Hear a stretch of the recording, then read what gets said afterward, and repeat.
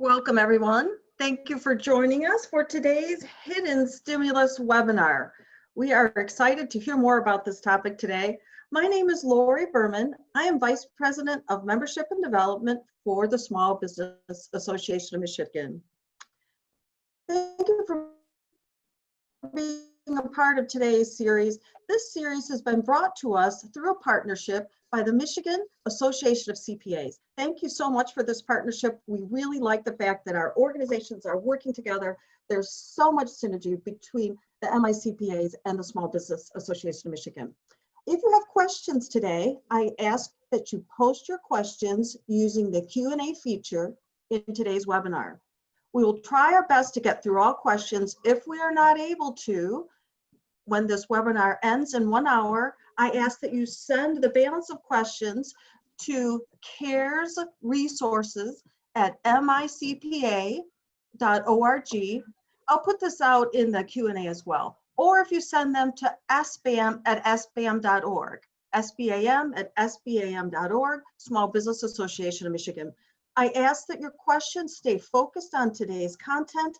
Please discuss questions related around this. If you have other questions on EIDL loans or advances, please send those to the MyCare Resources email or to the SBAM email. And Leanne, if you would share your slides, you can take back control. And while you're doing that, I would like to introduce all of our speakers, and then I'll kick it back to you, Leanne. So first, let's get going. Leon, who's been the creator of today's content, thank you so much for bringing us together and bringing this content together. Leon Lebrecq is JD, CPA, CFP, CFA, Chief Growth Officer of the Sequoia Financial Group. Leon's a speaker, lecturer, author, and he brought this content to us today. He's invested more than 30 years in pursuit of one goal, and that's enriching the lives of everyday people by helping them to understand their financial lives. He's also done volunteer work, and he is on the board of directors for the Michigan Association of CPAs.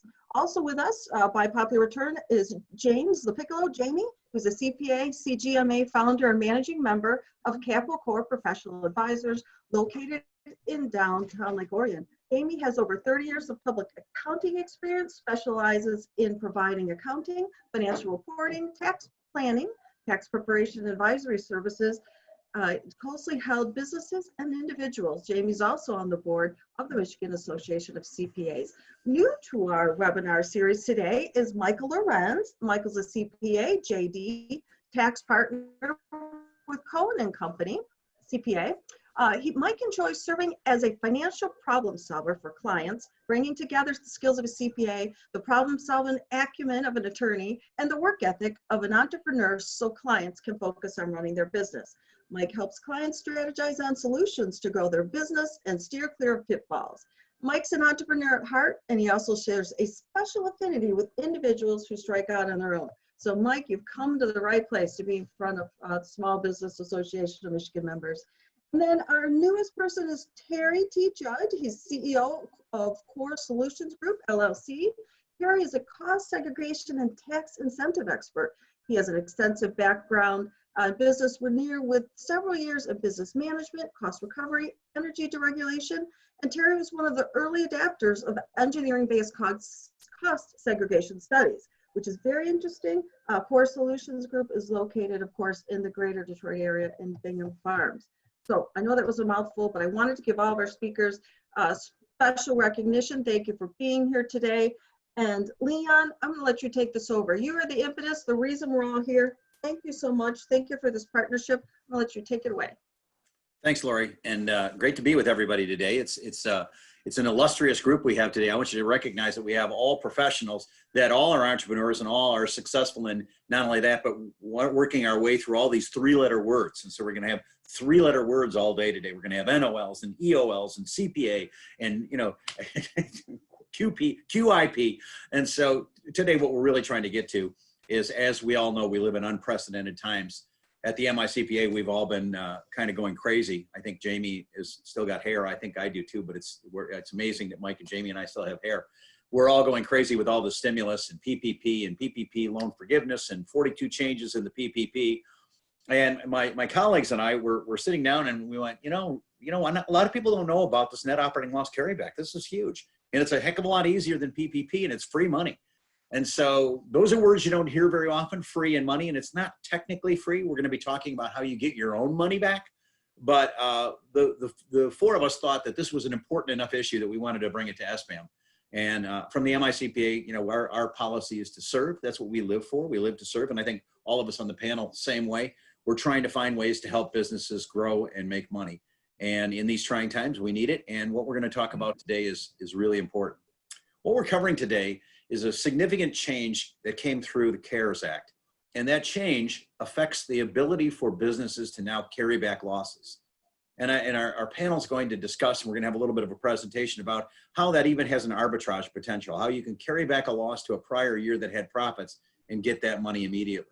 And I know a lot of the listeners on the line have gotten ELLs or have gotten PPPs, and it's amazing how we all got smart at a bunch of stuff that didn't even exist in February. And now we're sitting here talking about something that, again, didn't exist in February, and that is the ability to carry back losses. So I think we're going to have a little conversation first and then do a presentation.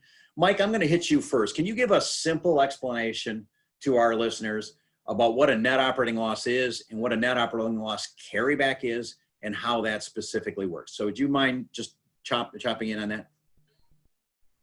You're muted, Mike. Sure, no problem, Leon, thanks. A net operating loss is simply the calculation for tax purposes on income or loss for a particular year. The old rule said you had to carry it forward. The new rule says you can use it against income in prior years. So NOL is just short for net operating loss. It's assumed we're all talking in tax, and we know that means tax purpose, and we can carry that back to the taxable reported income from 2 years prior.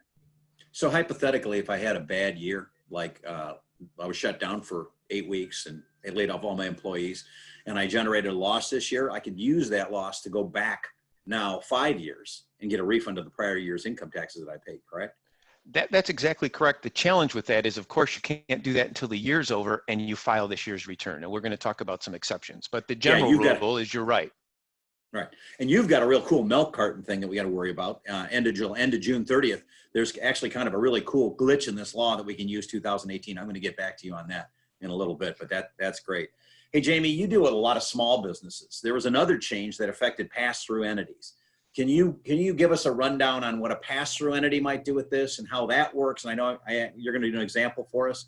So can you run that in there and tell us about that piece? Sure. Good morning, everybody. Under the CARES Act, along with the NOL, changes to the NOL, in 2018, under the TCJA, introduced this concept of what they call excessive business losses, or ELL or EBL. I don't want to get in the acronym, but basically what they did is they prevented non-corporate taxpayers from deducting business losses in excess of $500,000, $250,000 for individuals. And what they've done under the CARES Act essentially have said that law doesn't exist now for 2018, 19, and 20. So now it creates some losses that may have been restricted in prior years for pass-through entities. That would be the S-corp earners, the partnerships, and the sole proprietors. The ability to possibly go back and claim those excess losses, which could generate additional income or even possibly additional NOLs. So, Jamie, if I had a building that was making me money in prior years, let's say it was a hall. My worst case scenario I can think of is what happens if you had a banquet hall. I'm thinking about all the weddings that have been canceled and everything else. Let's make it the absolute worst. I own a golf course with a banquet hall. Yeah. So my golf course is closed. I generated a great big loss. It's a subchapter S corporation. You know, my golf course is held in a sub S. Under the old rules, I get stopped out at my loss. Under this new rule, I not only don't get stopped out, but I can go back to, Yeah, under the NOL rules, you can go back and get that. But yeah, you would be able to normally with the TCJA rules, you'd be capped out at how much of the loss you could deduct. Now, all of a sudden, not only does that free up, obviously you've got some other issues relative to basis and things of that nature, but in general, you would get the deduction. And then if it created a loss, that creates an NOL. And to Mike's point, you'd then be able to go backwards up to 5 years possibly to offset that against prior year income. I even had a client, we were talking about this, they're going to obviously have a big loss this year. we're going to be able to offset that loss, and we can do a Roth conversion. We can convert their entire 401k to a Roth. So that's going to make a difference as well. Yep. Terry, you got, so Mike gets to own the NOL 3-letter word. You get to own the ELL 3-letter word. We'll go to Terry. Terry gets to own the QIP 3-letter word. Another interesting thing that came out of the CARES Act, I think those of us in the business have always get frustrated because Congress passes law and then they sit around for 2 or 3 years trying to fix it. And they finally fixed one of the big provisions. Isn't there a huge opportunity with cost segregation, taking certain things and moving them around, getting higher depreciation than you could have before, Terry? Yeah, so prior to the CARES Act, all of the improvements that would go into, the interior build out would be, should have been correct, should have been in the stimulus, the first round, but it wasn't, it was a mistake. So they classified all that as your real property, 39-year property. Now, the CARES Act allows that to be constituted as a 15-year property, which then fits nicely into a cost segregation study, which we'll talk about that in a minute. And now all that qualifies for 100% bonus depreciation. And so through the CARES Act, there's now a correction that can be made through a 3115, which is a change in accounting method. And you now can take that and adjust that, and now you get to take that as 100% write-off in the first year, which is a massive change. So I was at my favorite wine store yesterday up in Charlevoix. And of course, that's a great place to be when you're having a favorite wine store. And my friend owns it. And he's a good friend of mine. And he and I were talking about he'd been improving his building. And I said, hey, have you talked to your CPA about your NOL carrybacks? And have you also talked about cost segregation? He goes, what's that? And I said, you've done all kinds of things to this place. He goes, oh my God, 200 grand. I said, well, you can take that 200,000, throw it into a 179 deduction and potentially use that as a huge benefit to you. So these are all good things we're going to talk about. Let's get into some of the details. And now we can go crazy and make everybody go into anesthesia by talking about net operating losses and ELL rules. So Mike, I'm flipping it back to you, man. You tell us about the net operating loss rule modifications. All right, so I've included some technical slides here. I'm only going to hit the highlights, Leon. Yeah. So And we're going to give slide, these slides to Lori. Lori, we're going to give these to SBAM, so SBAM will have these slides for y'all. So I'll just hit the highlights. This slide 3, talks about the new rule where the CARES Act has made significant changes to the net operating loss rules. The important item is line 1, 5-year carryback, and a suspension of the rule that says you can only use 80% of the taxable income. So in these years, you can use 100% of the loss and carry it back. Most importantly, though, is 1A. That's what this seminar is really all about from my perspective, is it's not just 2020, where we talked earlier about losses this year, but you can actually look back to 18 and 19 and use these rules. So importantly, you can use these rules for the prior years. That's where there's some real value. 1B, there is a chance to opt out. People would say, why in the world would anyone do that? If you have foreign operations, there is a chance that this doesn't work for you. So like all things, 99% of the time they work. Once in a while they don't. I want to just caution people to be careful. If you have international operations, there's a way to elect out of the rule, and you may want to. And the rule on the bottom on page 1C there, it simply says, if you can't carry it back and get any benefit going back, you would go forward for 20 years. So the next slide talks about the technicalities of how that 80% rule is suspended. So it's actually only suspended for 18, 19, and 20. If you don't use your NOL going back or in those years, it will kick back in 2021. All the more reason to carry it back. So the 80% rule was a rule that reduces the utilization of the loss. You can avoid it by carrying back. If you don't do that, your losses will be reduced going forward. On slide 5, talks a little more about the election to waive the carryback period and the timing for making that election. In effect, if you choose that you don't want to carry back the loss, you have to make an affirmative election to do that. Technically, you'll see the rules there, but you have quite a bit of time to do that. It can be done by next year, April of next year. Hey, Mike. Yes. I had a question that already came in, and it said, can I pick and choose between businesses? If I own, let's say, 3 buildings and one of them is generating a loss, can I pick and choose, or do I got to do the whole thing for my whole return?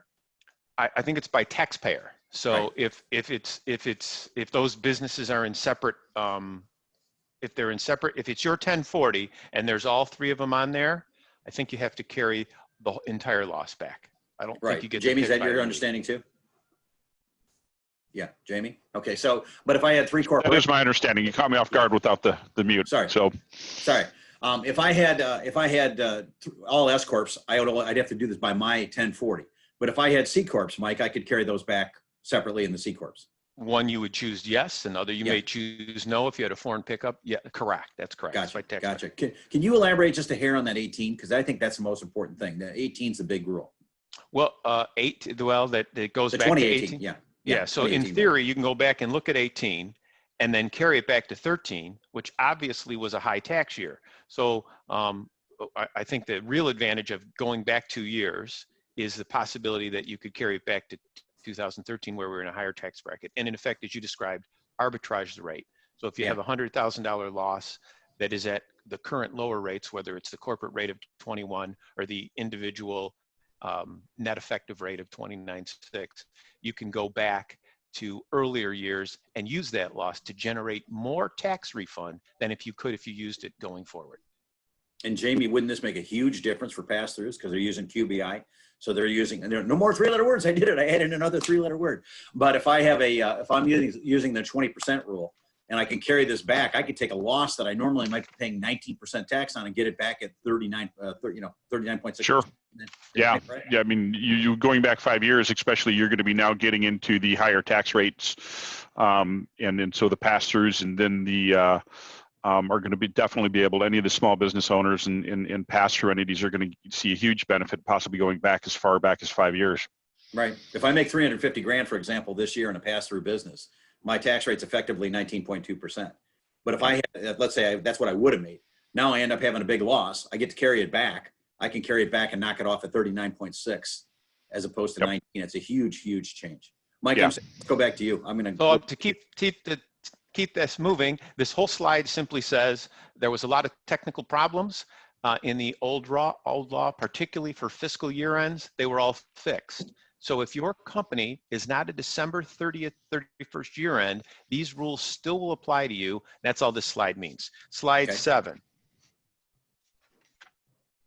It's simply continuing with the last discussion. So let's go to slide 8. Yeah, what's the form? What are the forms? How do you do it? How do you do it? How do you do it? All right. So there's two forms. One's for an individual, one's for corporations. The Form 1045 is I believe the individual, and the one that you have to be careful on is if you're doing this for 2018, that is due June 30th. So these are relatively simple forms to fill in and get your refund. If you don't do that, you end up having to file amended returns, which are more complicated and time consuming. So if you have a 2018 return, I think you need to jump on this. If you had a 2018 loss. Didn't the IRS even come up with a special way to file it? You can even file the return really, really fast. You can fax these in. So there is an expedited process to get your money back. And really, this is where I think the biggest value is, rather than a 2020 loss, which will be a year from now before you really get value. If you can look in and look at 2018, get that thing filed in the next 30 days, you should free up cash flow. And that's basically what this slide is describing. And then I think the last slide is just a couple of issues that I want to talk about. The second one on there is obviously we just discussed, which is the arbitrage.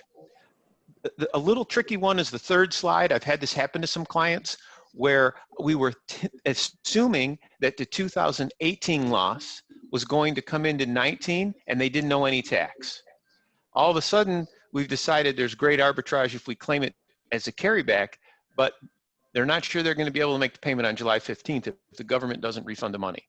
So there is some pain here if you delay. The more you delay, the harder the cash flow is as you wait for the refund. Interestingly enough, I'm assuming most of us are Michigan taxpayers. Michigan is a choice whether you carry it back or you don't carry it back. In my opinion, we've taken the position that because Michigan refunds are so slow historically, that it's better not to carry it back because there's no rate arbitrage. And as long as you're going to be able to use it in the subsequent year, it takes pressure off that July 15th deadline and the estimated payment deadlines if you make an election to carry forward Michigan and carry back to federal. In each case, you have to do what's best for you.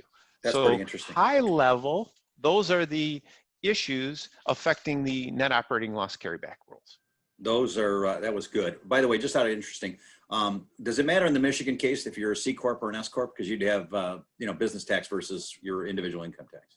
Well, Answer still the same? if you're if you're a flow-through entity, you don't have a Michigan return, so Right. it's really going to be on your 1040. Yeah, your MI 1040. Right. Jamie, why don't you jump over to individuals and let's. Yeah, Leon, before we do, there's just a couple quick questions I wanted to that were brought up here. One was Justin asks, do we need to receive the PPP EIDL in order to get the benefits of the NOL, et cetera? No, No, that's go for it. they're This is independent. extra. Yeah, these are independent of that. And then Rose asked a question, and I don't, yes, I think the answer is yes to this, Rose. But should all accountants be aware of these rules?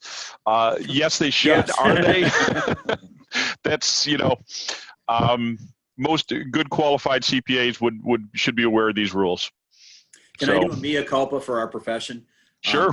We got thrown in with 889 pages of the CARES Act, which I was one of the dummies who read the thing. And then we got hit with 1,700 pages of another act that didn't pass, and then separate bills. Yeah, on the PPP alone, Jamie, you can empathize with this. They had 41 changes that actually numbered in 2.5 So far. digest, 1,800, 1,900 pages of stuff. So a lot of CPAs are just trying to catch up with doing their 1040s and having an extension of the tax season. Yep. This is imperative, but I'll give them a little leeway, but it's really important anyway. You still got to get on it, which is why SBAM's doing this and why we as an association we're doing this. We're just and I think to Mike's point that he brought up, I think the biggest issues is and we'll probably get into this a little bit more of what should we do next steps, and that really is discussed with your CPA, your accountant, about the 2018 return, because that's got the quickest deadline. Yep, that's going to blow up. That's the one that can blow you up. Yep. So going a little bit more on the success loss limitation stuff, Jamie, and tell us about that. So this is kind of an interesting thing, because what it does is under the TCGA they introduce this concept of excess business loss limitations, and again they created a new section in the Internal Revenue Code through that, and really what they said is under the CARES Act we're going to give you some relief and really just make this law go away for the 2018, 19, and 20 years. Again, it was a loss that was any excess business loss of 250 or 500,000 for a non-corporate taxpayer. So that would be all flow-through entities, your LLCs, your S corporations, your partnerships, and your sole proprietorships. They basically said, we don't care what your loss is. If it's over 500,000, you don't get the deduction, and it gets carried forward like an NOL would. They retroactively removed it, and so what happens is those losses are no longer capped. But in order to claim this, we're going to have to file for an amended return relative to the years for 18 and 19, because those are the two open years. And there's really, because of this is the interesting caveat with this. They don't give you a provision anymore to carry them forward. So from what I can tell is that if you were limited by this, in order to claim this benefit, you're going to have to amend your 18, or if you filed your 19 return, you're going to have to amend those, because technically this section of the law has been removed, so there's no mechanism to carry those losses forward go any further. So you're going to be forced really to amend if you happen to have these excess losses. Now, I do want to keep in, one of the things that as I was looking for this and preparing for this, one thing that's there is you have to remember that this is losses that you're able to deduct on your return after taking into consideration some of the limitations to what's called a basis limitation or a passive loss limitation, which is usually the first step in determining if I can take a loss. So this is kind of what's on your return, and if it's capped off at 500,000 or 250, then you may have something to explore. And then what they did in the next slide is Leon, is an example of just what this may look like. And so let's say we had in the original return, and pick whatever year you want it to be, we had a business income of 100,000, gross receipts, and then expenses of 800,000. So we had a business loss of 700,000. Under the old rules, we would have $200,000 in excessive loss, capping our loss at $500,000. If we had other non-business income of $750,000, we'd have taxable income of $250,000. If we go back and amend and amend the return, we would now all of a sudden we get that extra $200,000, and we now move from a 250 taxable income to 50,000 taxable income. So this is an immediate savings relative to the tax brackets, and an immediate savings to get some cash in hand. Now, this also works the other way too. Is you may have been planning for 2019 or even 2020 to have this loss going forward, and now this loss isn't available anymore. So you're getting the money now. It's a timing issue. You're getting the money now and sacrificing maybe some of the money later. But the nice thing is they're still all within the same tax brackets. There's no been major changes in the, unlike the NOLs where we could go backwards and take advantage of the pre-TCJA or the pre-tax reform tax brackets. These are all going to be within the same rate, assuming that there's no changes in tax rates next year. So I have a client, Jamie, that has several shopping malls that they're going to generate some huge losses on. This is going to be very beneficial to them. Yeah. If I had this coupled with the NOL rule, would be really great if I owned a bunch of golf courses and hotels all over the country. Yeah, I mean, I think these laws go both this and the net operating loss go hand in hand, because again, I think we're going to see a lot of businesses with losses this year. The nice thing is those losses in 2020 are going to be allowed and aren't going to be capped without exception to the basis and pass through, which is beyond the scope. But assuming that those losses are available, they would definitely be able to benefit. And then all of a sudden, now you start to take a look at what do we get to do with this loss. To Mike's point is do we want to take it forward? Do we want to take it back? And going back 5 years creates a great opportunity for people. Yeah, it really does. And then in the next slide is just really, and I don't want to get into this is getting deep in the weeds, but just be aware that there's some technical corrections. I think they use the CARES Act to even to Terry's point earlier, they use the CARES Act to take care of a few things that they know they screwed up on under the TCJA, and realistically, I think we all knew that with the loss of the house, that technical corrections were going to be hard to come by. So they threw these in a bill that was going to be easily passed relative to the coronavirus. So that's where they made these corrections. And excuse me, just on wages, they clarified how wages are to be used, and then they took into account what the QBI, the qualified business deduction, or what we refer to in it's 199 cap A, and then net capital gains and losses, and how they're all related to this calculation. So that was really, this was a small section, but I think this is a big section, especially for those that have a lot of losses or are going to be looking to have a lot of losses in 2020, and what can we do with them? Right, and just play for a second on that net capital gains idea. Can I offset the loss against the net capital gain, or I want to delay that gain and use the EL, the EBL limitation? What would be your? Yeah, the capital gains will be taken into account in calculating, but will be limited to the net income, but it doesn't apply to capital losses. So the calculation of the income is going to be in determining your business loss is going to take that into, but it's got to be capital gains associated with the business. So if you've got normal stock capital gains, it's not going to be applied to, but if within the business it's got capital gains associated to it, that is part of the overall calculation of, if you go back one slide where I had the income and the deductions, that would be part of that business income number, and then we would go from there to calculate what is our business loss allowed. So a capital gain in a business could be an advantage in this EBL if we want. Well, a capital gain would prevent you from having as much of a loss. So it may not be as much of an advantage, because all of a sudden it may reduce that amount of loss that you actually have. Gotcha. So you want to manage that as you're going. Yes. Yep. Going forward. Yep. Okay. Cool. Thanks.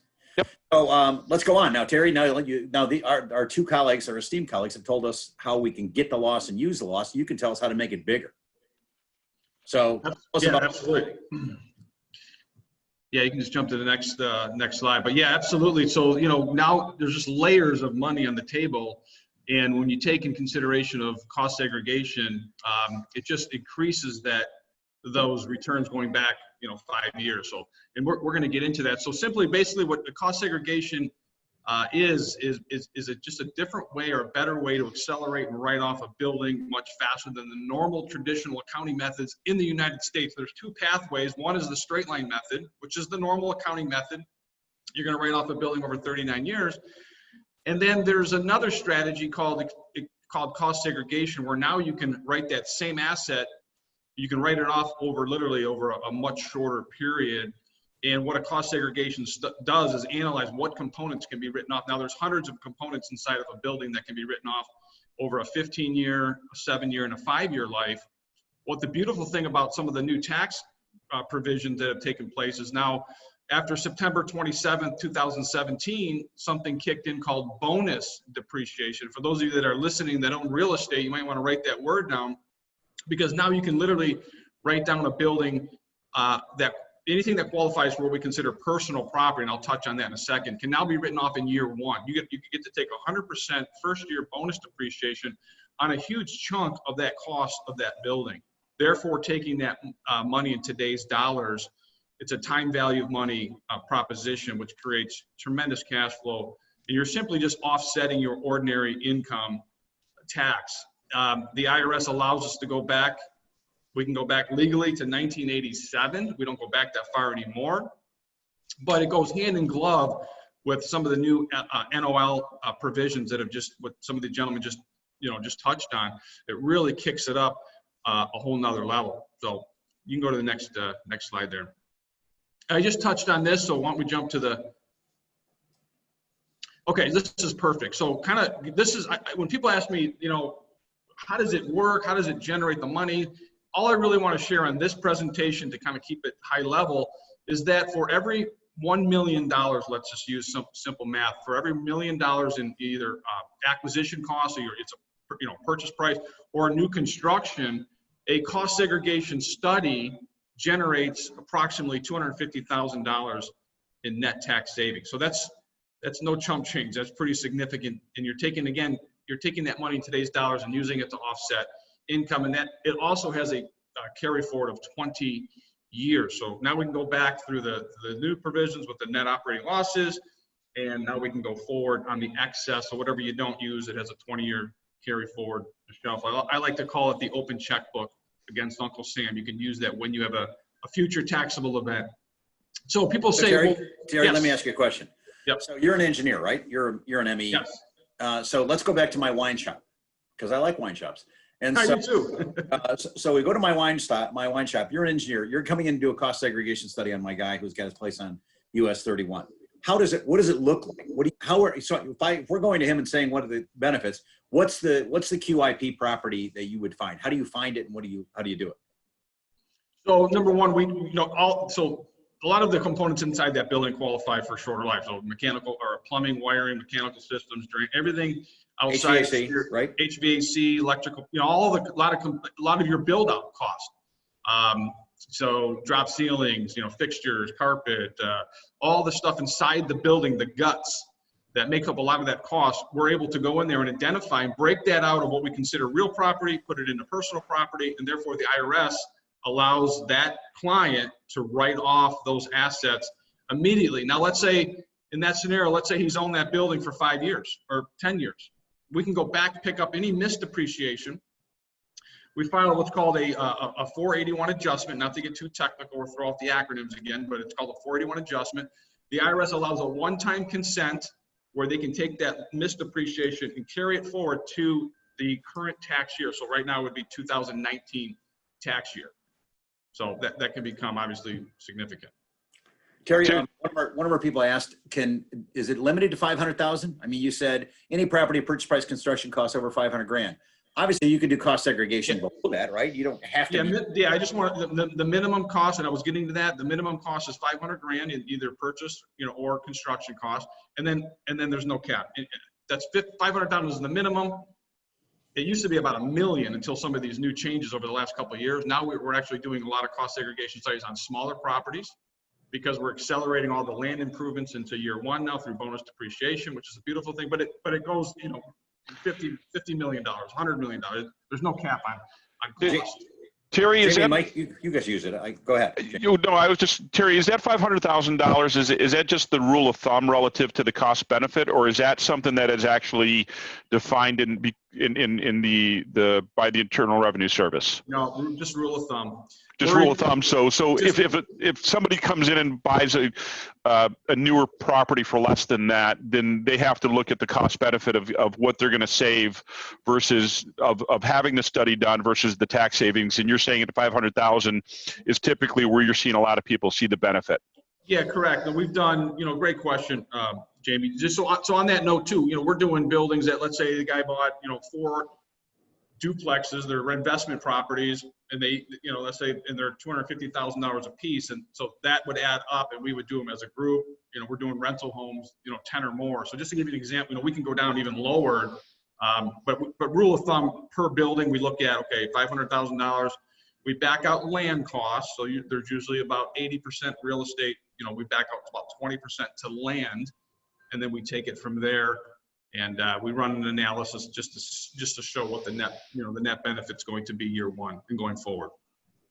And it also depends on the type of building they're getting as well, right? Because if it's heavily used in, like, a commercial kitchen may have different ventilation systems and things of that nature relative to a residential home. So Yeah. there might be some more opportunities depending on the type of real estate it is or the type of use the property is versus, a building or a house or commercial business that has got high HVAC systems or things of that nature as well. Yeah, there's been over 300 court cases, IRS rulings, memorandums that have come out, and each of them have a different, kind of a target based on the building type. So office building, that's a little bit more work because we're going literally room by room, suite by suite. Tenant improvements that have been tore out, we have to take in count versus a warehouse office style building or an apartment building. So each one has a different ROI, and but yeah, some are lower and some are much higher. Like apartments are good, office great, senior living doing a lot of, they're high finishes. There's a lot of personal property inside of that building that can now be written off and accelerated. Sure. Interesting. So you want to go with some of the tax planning ideas, I think, right? Yes, this is some of the stuff that these gentlemen already, Mike and James already kind of touched on, so we don't really need to go into here. But again, if you own a property, get with your CPA and they can walk you through each of these, because again, with this, I just touched on 100% first year bonus depreciation. If you've purchased a property, let's just call it 2018 forward, you pretty much will qualify for bonus depreciation. And then we get into the qualified improvement properties, which we just touched on. Obviously NOLs, again, cost segregation just enhances what those NOLs will be, because we're creating a lot more depreciation expense that can be carried back now 5 years. And then there's something called repair and maintenance that we see when we look through depreciation schedules. If you've owned a building and you've done a lot of repair and upkeep, some of those repairs can now either be expensed or capitalized. And again, you can file a change in accounting. We do this for our clients. We'll kind of look at it and see if we can create even more money for them, because they might have assets that have been literally removed from their building, but it's still on the books as a live asset. And so we'll go in there and clean up the depreciation schedules and create another $150,000 in depreciation that they can take in the current tax year. So there's just layers and layers and layers of cash flow and opportunity, what I like to call the hidden treasures inside of a building that you may be missing out on, or you can qualify for. And right now is more, it's so important with the whole post-COVID. Hey, Mike, you at Cohen, you guys have used cost segregation studies before, right? Absolutely. Many of my clients do. I want to distinguish between the cost seg study and the QIP for a minute. So the cost seg study can apply to any building, right. As we just heard, as Terry just described. QIP really only applies to non-residential real estate. And Correct. Just like the NOL correction, it actually goes back to 19. So when we're looking at carrying back that 18 or 19, actually the end of 17, if we're looking back at 18 and carrying that loss back, we've actually had some clients that under the old law were not allowed to take the the price that they paid to bring in a new tenant. That's really what QIP means. It's really the build out for a new tenant. So they had capitalized that over the life of the shell over 39 years in 2018. They're now able to, when they're amending their return for their other loss, they can increase their loss by reclassifying that QIP as 15 years and getting an immediate write-off. So when your accountants are going back to 2018, if you brought in a tenant in that year and paid build out, you might get a deduction, which is a little different than the cost seg, which Terry's talking is more likely to happen now in 2020. So there are Right. two different concepts there. Mike, or Terry, talk to me just real quick, because doesn't the QIP have an issue relative to related party though? Don't we have to be careful of related party and self-rentals with relative to whether or is that under the old rules still? You mean like if I rent my building to myself? Yeah. I Yeah. have my investment management firm and I rent my building. I own the building and I rent it. Or I'm a doctor and I own the building and I do a complete remodel in the building or I buy the building, you know. So you're and not the landlord. You're in effect landlord and tenant? yes, you're self-rental, basically. Right. Jamie, I don't know the answer to that one, to be sure. Okay. Most of I mine thought there are was issues third-party. relative to, and this could have been prior to TCGA. I knew there was issues at one point in time that you weren't able to take 179, but you're able to take bonus or vice versa relative to the some of the qualified, especially to related properties. I always tell people that when related parties come involved, you double check and make sure there's nothing special or exceptions relative to any of the rules. The ones I'm seeing hit all over the place are the shopping malls that brought tenants in 2018, Right. and we didn't have the big loss. Now we're having potentially a much bigger loss. It's complicated, but it's in addition to a cost seg on that very same mall. Right. They're different things. I'm glad you brought that up. They are separate. They are separate. Yeah. And some you can do what's called the change in accounting, which is a simple 3115 form, and then the other one you have to amend the returns. And in this case, if you're blending the cost segregation in with the tax planning, it's both. It could be both. So again, it's layers and layers of opportunity. Somebody asked, one of the questions are, do I see these as happening in 2021?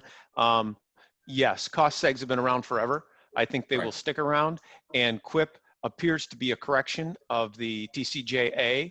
So that too appears to be something that I anticipate to go forward for future tax years, if you have those in the future.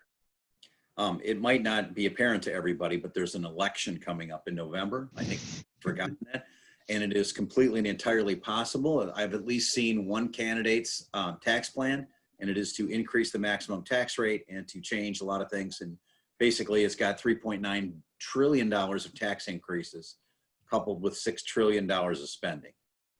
And so that's, you know, I'll give you a hint. The last name of the person has 5 letters, but I'm not going to tell you which one it is. But there are there's a high potential we're going to see some tax rule changes. I would agree with Mike. QIP is a fix on the law, but no guarantee that the law still stays around. Our usual mantra is you take the law as the way it is and you do your planning as you know right now. So Terry, I didn't mean to jump off on that, but this was really good. Keep going with this. Yeah, no, I also want to just say for those that are not familiar with the cost seg world, or maybe you are, but just to alleviate any uncertainty around this tax planning strategy, it's been in the tax code since the late 60s. So it's gone through so many different variations and flavors. It actually was removed in the tax form of '86, and it came back in the early '90s through a couple of major court cases. Hospital Corporation of America and Walgreens sued the IRS and they ended up losing in U.S. tax court, and it came back, but nobody really was talking about it. And that's why, even to this day, it's still a very underutilized tool, in the marketplace. So, but it's very, very powerful. So the other thing that, when we look at it, when we're going to do an analysis and to see what type of potential could it generate, we're always looking, okay, what, in kind of what James said earlier, what type of building is it? We're looking at the purchase price, just the purchase date, and then any major renovation costs, and then we can generate what's called a benefit analysis to kind of pinpoint up front where that is. So you can jump to the next slide here. I'm just about done. Oh, I think I am done. So I'll be happy to take any questions on cost seg but this has been great, guys. I think we ought to be considering how all these things interrelate to each other, because I think we laid a lot on everybody. These are business owners. So why don't we try to simple it up a little bit? We had Terry tell us that there are ways to get more depreciation expenses, and those are very useful to us because those are non-cash expenses. And then the second piece is we've had Mike tell us that we can take those losses that we're generating either in 18, 19, or 20 and carry those back and get some tax arbitrage. And we had Jamie tell us we can use that in a pass-through entity, and we have some abilities to use pass-through entities out there. I would say if we were going to summarize it and tell people what was the absolute best spot to go look at, what should our folks be looking at? If they own a building, cost segregation makes sense. If they have losses, loss carrybacks make sense. If they had a pass-through entity, ELL, everybody give a summary for us, and we'll pick up a couple more of our questions from our crew. Terry, why don't you go first? Yeah, I think if it depends on your, income, it depends on income in the past years. You can kind of match up where you're at as far as, this year as far as tax planning goes, and then get with your financial advisor and really just break it down, put it on paper, and just see where you fall in the mix, because you're probably sitting on a ton of cash in the most, in the scheme of things. Mike, so just proper planning. Yeah, just proper planning. So Terry's saying there's hidden cash in the building, there's hidden cash in the depreciation schedule. Mike, where's the hidden cash in your opinion? 2018. Make sure that you're not carrying it over, you're carrying it back. So almost everybody will benefit from that. There are some exceptions, but I would think the hidden cash is this month, seeing if you can get it now, if you can get a check back now from carrying back 2018. Jamie, what do you think? Yeah, I think that there's definitely hidden cash. Look back to see if you're limited in your losses, to see if you can now create an NOL going backwards. The 5-year I think is interesting, because again, you could even have a loss in 2020 and you could start to go back 5 years from now and even dip into pre-TCGA and the higher tax brackets as well. So I think that there's an option to really take advantage of where your losses are. So I think there's some to some extent that they've said is 2018. Definitely look back at your 2018. If you filed 19, look at your 2019. See if you've got losses. See if you're utilizing them the right way, but then also to do forecasting 2020. What does 20 look like for you? And are you going to have an advantage to be able to go back 5 years and dip into pre-TCGA and get the higher tax brackets there? Look at your rates, for the last 5 years, or are you better off looking at it going forward? I think that now is the time to start doing that. And to Terry's point, if you own a building and so forth, maybe we look back to do an accounting change, if it makes sense to do the cost segregation to take advantage. I know a lot of these were done, to some extent, a lot of these were done when they brought out the tangible rules, the depreciation rules a while back, but I think there's still that has lost a little bit of traction. I think that, it makes sense to go back. Yeah, I think I agree with you. So what we're telling everybody is there is stimulus sitting out there. There's a lot of money laying on the table. And I might bring up that this is all tax-free money.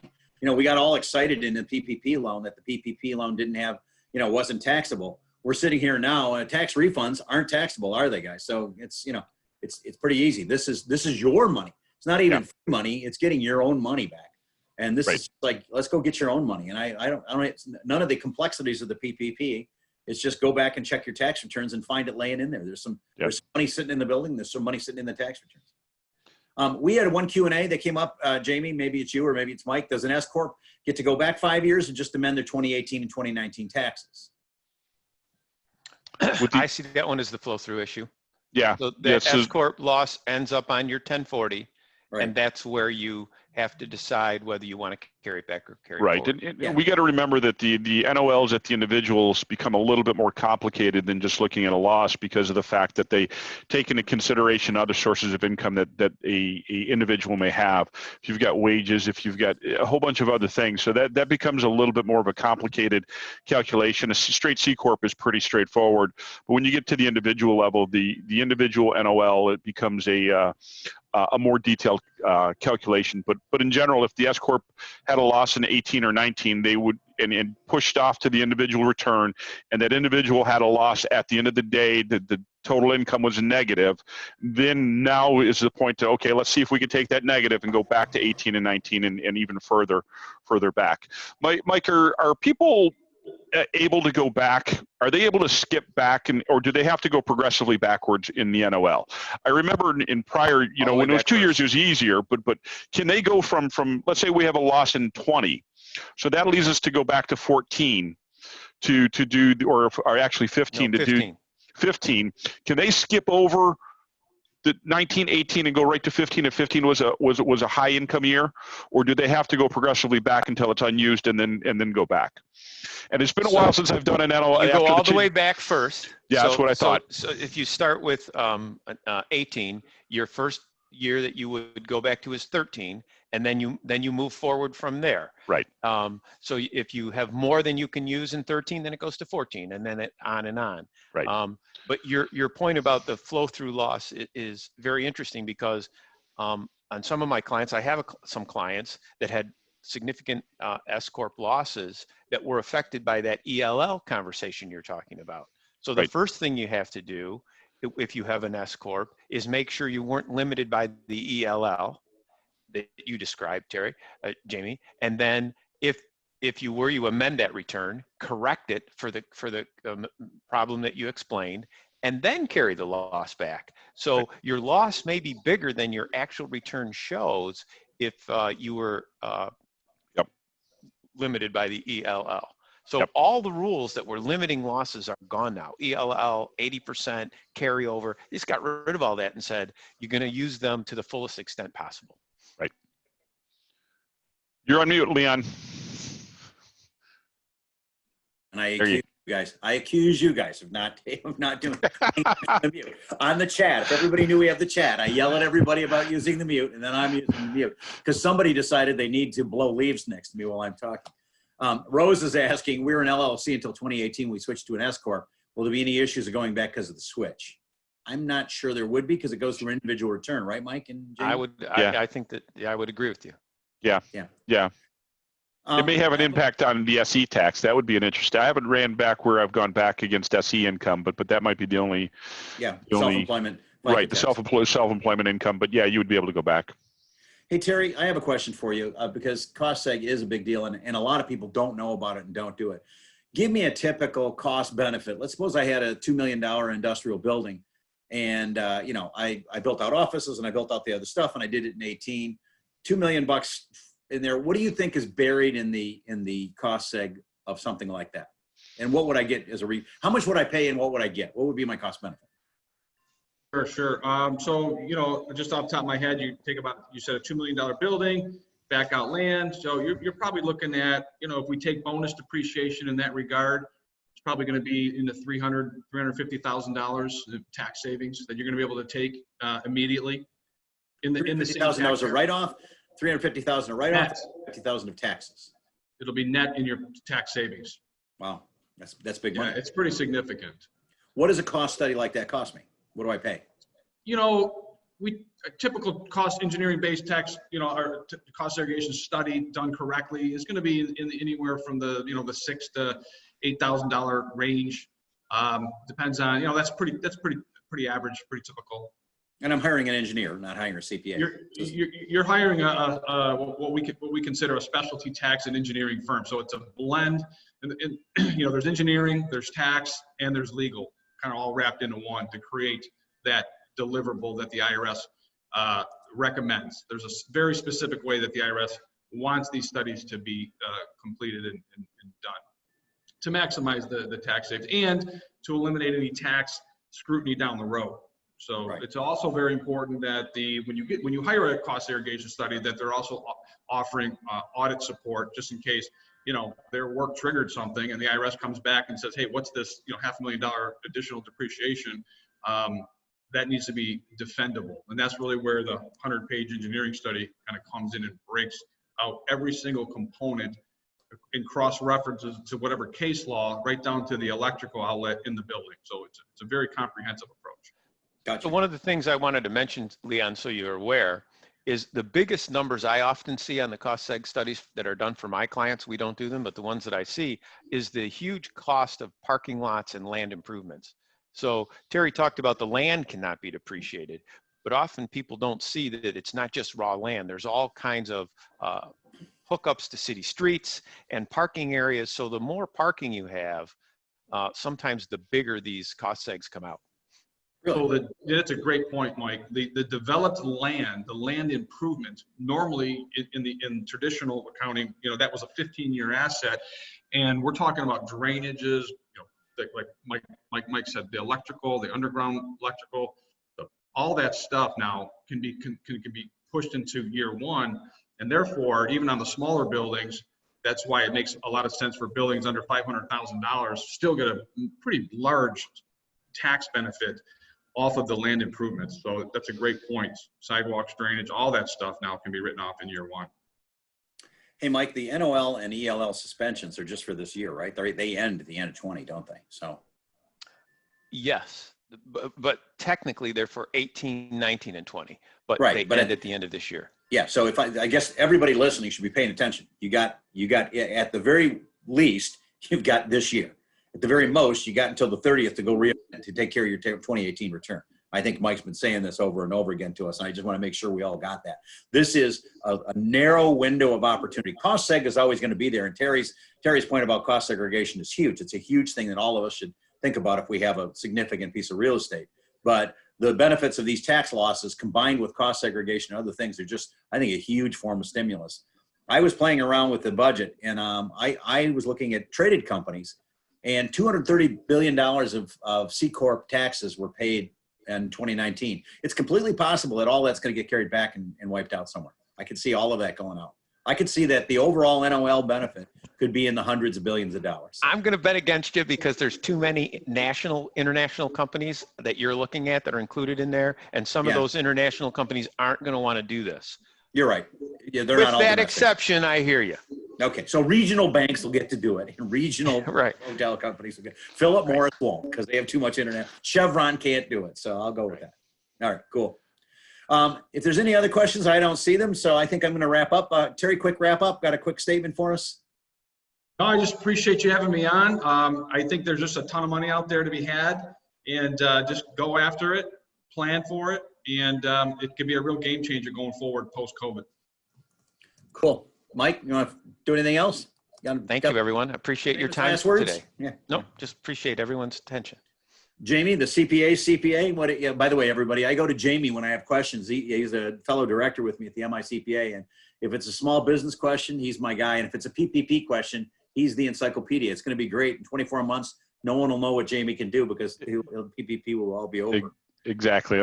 I want to just thank everybody. Just glad to be back to SBAM again, and always enjoy presenting to them. And finally glad to talk about something other than PPP, to be honest with you. It's good to look at it. And I think this is what, I guess my parting words are is there's other things that are out there other than the PPP that can help your business try to survive these times. And so, you just get with your CPA, get with your tax people, and really look for the other alternatives that are out there. And I just want to say on behalf of the MICPA and on behalf of Sequoia Financial Group, thanks for being with us. It's great to partner with the SBAM from the MICPA. We as CPAs are entrepreneurs. Most of us are entrepreneurs just like you. And on behalf of our whole panel, from a panel of entrepreneurs and experts, we want to thank you. Lori, I'm going to turn it back to you for SBAM and just tell you again, thanks from us. Great information. Terry, welcome to SBAM. Mike, welcome to SBAM. Your first time in front of our group. Thank you. Jamie and Leon, you're starting to be old timers, if you will, in front of our webinar crowd. But yes, I concur with Jamie. It's great to have something other than PPP loan forgiveness. So it's exciting.